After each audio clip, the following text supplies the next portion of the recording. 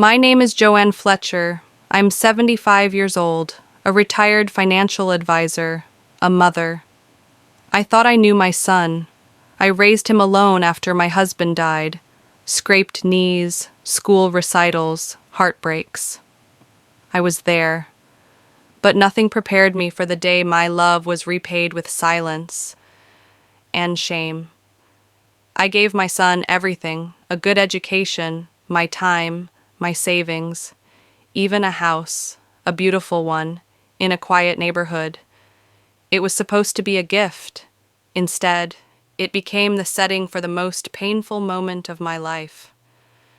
After my husband died, I put myself through school, worked long hours, never asked for anything, not praise, not repayment. I just wanted Ryan to have a life I never did. And for a while, I thought I'd succeeded. He married Brittany, perfect hair, perfect smile, cold underneath. She always looked at me like I was temporary, but I kept my distance.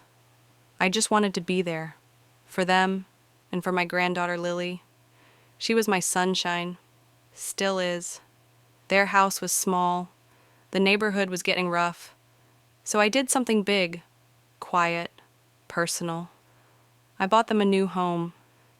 Not just any home, one with a yard, safe streets, and room to grow. It wiped out most of my savings, but it felt right. Ryan was stunned, grateful even. But soon Brittany called. "Would you mind if we compared a few other homes?" Compared. That word sat in my chest like a stone. Suddenly, it wasn't about safety. It was double kitchen islands, gated communities. "Forever home," she called it. Then she said something that made my stomach turn. "Didn't you say you sold stock last year?" I hadn't. Not to Ryan. But somehow, she knew. They found the one. Beautiful. Expensive. I hesitated. "If we do this," I said, "you must get full coverage insurance." Ryan balked. $5,000 a year? Brittany smiled, tight, polite. "Maybe we'll revisit later." They never did. They threw a party, guests, catering, speeches. "This is my mom. She bought us the house," Ryan said. People clapped. But by then, I was invisible, the giver. My part was done. Then I heard my name. "She nearly cried like she gave us a kidney." Brittany laughed. Ryan added, "She gave us most of her savings. What else is she going to do at her age?"